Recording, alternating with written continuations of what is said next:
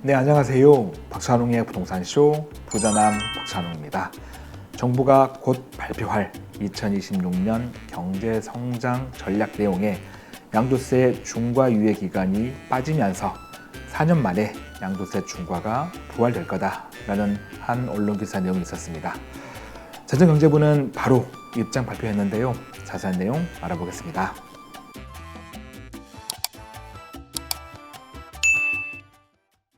이번 시간은 다주택자의 양도세 중과세가 4년 만에 다시 부활될 수도 있다라는 내용입니다.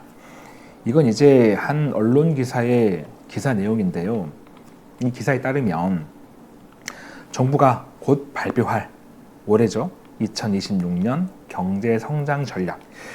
작년까지는 이 용어가 경제정책 방향이었는데 이제 올해부터 용어를 바꿨습니다. 경제성장 전략. 이 내용에 다주택자의 양도세 중과 유예 기간을 연장시키는 것, 요게 빠져 있더라.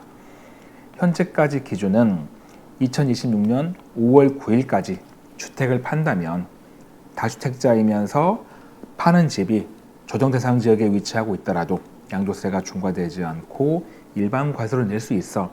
이 유예 기간이 올해 5월 9일까지인데 이걸 연장시켜주면 좋은데 이 내용이 빠져 있더라. 그 말은 곧 올해 5월 9일까지로 유예 기간은 끝난다. 그러면 5월 10일 이후에 주택을 판다면 다주택자는 양도세가 중과될 수 있다라는 그 내용입니다. 기사 내용을 한번 보겠습니다. 자, 내용 보시면 한국경제 이광식 외 2명의 기자님이 작성해 주신 기사인데요. 제목 보시면 다주택 양도세 중과 4년 만에 부활 예고라고 되어 있습니다. 소제목 보시면 이 전제가 이거죠. 정부가 발표할 2026년 경제 성장 전략, 여기에 그 유예 기간 연장하는 게 빠져 있다. 그래서 4년 만에 중과세가 다시 재개될 수 있다라는 겁니다. 기사 내용에서도 1월 4일 날 빠져 있는 걸 확인했다라고 되어 있습니다. 자, 그러면 지금 현재 조정 대상 지역은 서울 전체하고 경기 12곳입니다. 심지어 이곳은 토지거래 허가까지 같이 묶여 있죠. 토지 제도까지. 자, 여기서 만약에 이 양도세 중과가 부활된다면 지금 현재도 토지 때문에 거래량이 적죠. 거래가 잘 안 됩니다. 근데 중과세까지 부활된다면 거래는 더더욱 없어질 거다. 아마 거래 실종 상태가 되지 않을까. 서울 아파트만 따져본다면 한 달 거래 건수가 아마 1000건 이하로 떨어질 수도 있다라는 내용입니다. 하지만 거래는 적겠지만 아마 그 와중에 거래된 금액들이 좋은 지역들은 또 비싼 금액으로 거래가 되겠죠. 어쨌든 거래량은 많이 줄 것으로 보입니다. 제가 4년 만에 기사도 그렇고 부활된다고 그랬잖아요. 이 중과세가. 이 중과세는 2022년도 윤 정부가 들어설 때, 자, 이때부터 1년씩 유예시켰습니다. 23년 5월 9일까지, 다시 24년 5월 9일까지, 25년 5월 9일까지, 26년 5월 9일까지 이렇게 1년씩 유예시켰죠. 중과시키려고. 근데 이제 여기서 끝나면 부활된다면 4년 만에 부활되는 거고요. 자, 이게 부활되면 이 양도세는 이제 엄청난 부담이 됩니다. 자, 2주택자는 기본 세율에 플러스 20%포인트 세율 추가고 3주택 이상이라면 기본 세율에 플러스 30%포인트가 더 붙는 거죠. 근데 사실 세율보다도요, 더 무서운 건 양도세가 중과됐을 때는 장기 부의 특별공제가 안 된다는 겁니다. 이게 가장 무서운 거죠. 세율을 봤을 때는 최고 세율은 75%인데 여기에 이제 10% 지방소득세 추가된다고 하면 82.5%입니다.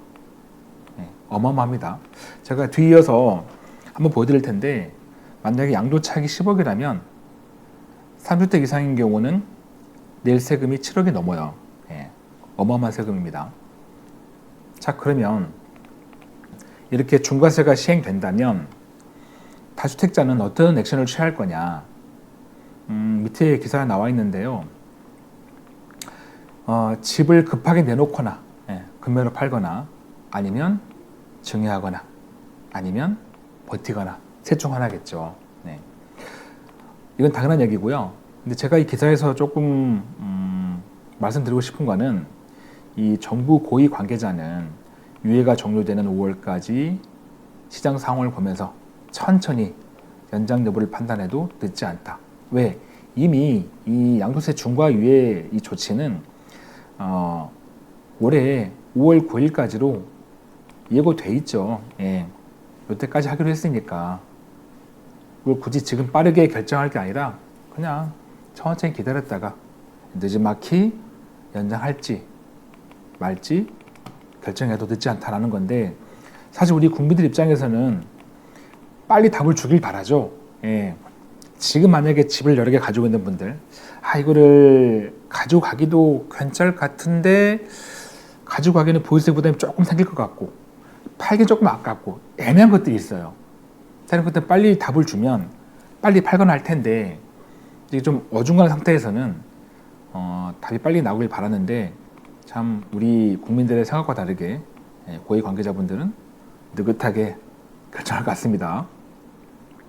물론 이게 확정된 건 아닙니다. 이 기사가 나오고 바로 그날, 이게 1월 4일이면 일요일이에요. 일요일, 어제. 근데 이 재정경제부가 이 한국경제 기사 나오고 바로 입장 발표했습니다. 일요일 날. 급하죠. 지금 이제 기획재정부는 이제 분리됐죠. 올해부터 재정경제부하고 기획예산처하고, 기획예산처는 지금 말이 많죠. 그리고 되실 분이 좀 시끄러운데, 이제 올해부터는 재정경제부입니다. 자, 입장 발표 보니까 2026년 경제성장 전략, 여기에 관한 구체적인 내용과 오늘 주제인 다주택자가 가지고 있는 주택을 팔 때 이 양도세를 중과시키는, 그리고 그 중과를 일시적으로 예외시킨 그 유예 기간은 더 연장할지 아니면 끝낼지, 이거는 아직 정해지지 않았다. 그러니까 섣부르게 판단하지 말고 기사도 신중하게 쓰세요 라고 얘기했습니다. 지금 자료 나와 있죠. 아직 결정 안 됐습니다. 그러니까 정해진 바 없으니까 보도에 신중을 기해 주세요 라고 했습니다. 근데 이제 여러분 잘 아시겠지만 지금 이 언론에서 확인했다고 했잖아요. 이 내용에 빠져 있다고. 이거를 아무 근거 없이 쓰지 못합니다. 사실은.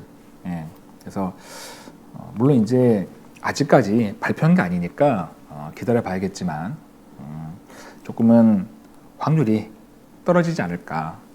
개인적으로도 이게 연장되길 바랍니다. 그런데 안 될 확률이 조금 많지 않을까. 제가 작년 한 가을까지는 연장 안 된다는 게 거의 99%였는데 작년 말 돼서 혹시나 이 지방선거라든지, 그리고 이 양도세 중과가 연장되지 않고 중과세가 된다면 일단 거래량이 그냥 거의 실종이 돼요. 거래 절벽. 그러면 이 다주택자가 탈출구가 없습니다. 사지도 못하고 가지고 있지도 못하고 팔지도 못해요. 그러니까 뭔가 이렇게 가두는 형태라서 이 중과세만큼은 조금은 풀지 않을까. 그래서 작년 말에는 제 개인적으로도 한 20% 정도는 이게 유예될 수 있겠는데 라고 했는데 조금 더 지켜봐야겠습니다. 자, 지금 보시는 거는, 자, 그러면 기사 나온 대로 이제 유예 기간이 끝나고 올해 5월 10일부터 양도세 중과가 시행된다면 이게 얼마큼 세금 차이 날까 한번 비교해 봤습니다. 양도세가 비과세일 때하고 일반과세일 때하고 중과세일 때인데, 중과세는 2주택자하고 3주택 이상 이렇게 두 개로 나눠봤습니다. 양도가액은 20억 다 똑같아요. 그다음에 보유기간도 10년 똑같고 거주기간도 10년 다 조건 똑같습니다. 양도 차익도 10억 다 똑같은 조건이에요. 자, 이때 비과세가 된다면 이때 낼 세금은 약 1,412만 원이에요.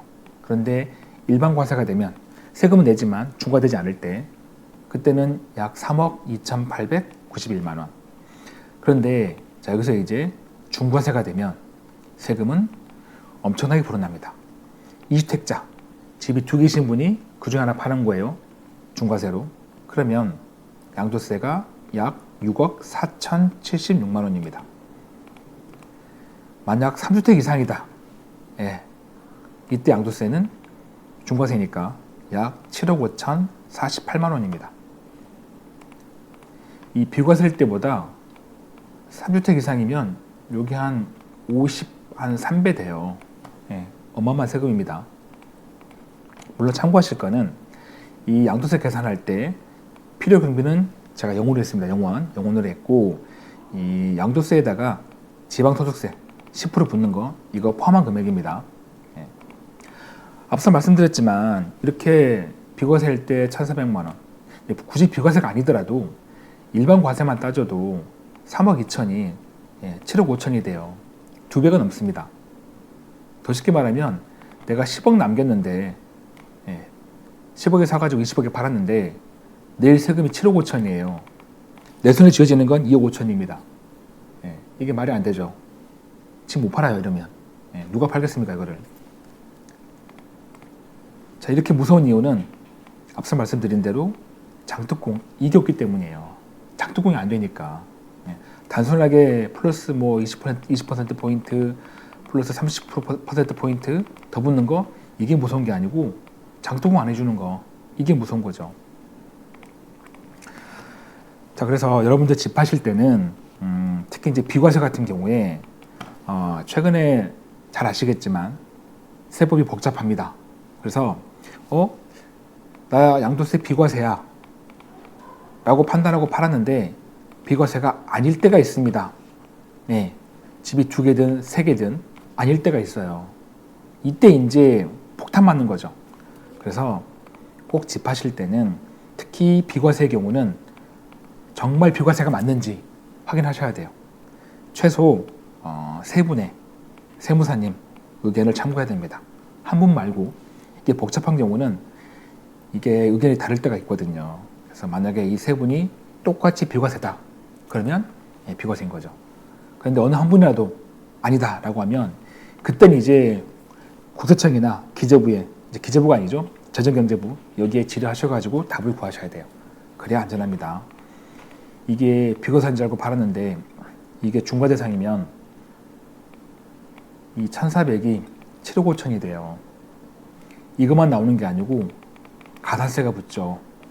그리고 납부지연 가산세까지 붙여버리면 이제 어마어마해집니다. 꼭 조심하시고. 자, 그러면 아직 확정된 건 아니지만 이게 중과 유예 기간이 연장되길 바랍니다. 됐으면 좋겠고요. 그런데 최악의 상황에 연장이 안 돼요. 자, 끝납니다. 자, 중과세가 시행돼요. 자, 그러면 집을 많이 가지고 있는 다주택자 어떻게 해야 될까? 사실 이미 정리가 다 끝난 분들이 많아요. 대부분의 다주택자분들은 이미 이 문정부 이후에 하도 세금 때리니까 이제 똘똘한 한 채나 아니면 임대사업자 이용해가지고 다 분산시켰죠. 다 정리했고 다 끝났을 텐데 아직 정리 안 되신 분들이 계시긴 합니다. 자, 이분들은 5월 9일까지 금매로 파시거나 근데 금매가 많이 나올 것 같지는 않아요. 아마 어쨌든 현재 종부세가 문정부 때보다는 윤정부 때 조금 많이 낮춰나가 부담을 줄여놔가지고 이렇게 3번 버티실 분들이 꽤 계실 거예요. 그래서 금매가 많이 나오지 않겠지만 어쨌든 금매로 파시거나 아니면 내가 남한테 파느니 차라리 내 가족한테 증여할 거야 이런 분들, 아니면 내 가족한테 저가로 팔되 기한 내에, 남한테 팔려면 금매로 팔아야 돼요.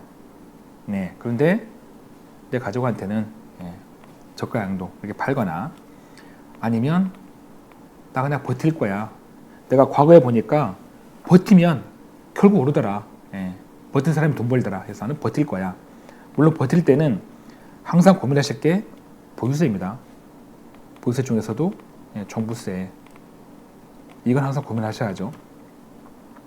자, 그래서 우리 다주택자분들은 중과세가 시행되면 주변 세무사님 또는 전문가분들하고 상담하셔가지고 어떤 게 나한테 좋은 건지, 1번인지 2번인지 3번인지 어떤 게 좋은 건지 상담하시고 하나를 결정하셔야 됩니다. 만약에 주변에 좀 찾기 어려우시면 저한테 물어보셔도 제가 도와드리겠습니다. 꼭 이렇게 상담 받으시고 처분하는 게 좋은지 아니면 가져가는 게 좋은지 잘 판단하시는 지혜가 필요하겠습니다. 마무리할 시간입니다. 저에게 큰 힘이 되는 구독하기와 좋아요, 알림 설정 꼭 눌러주시고요. 저는 다음 영상에도 최선을 다하겠습니다. 고맙습니다.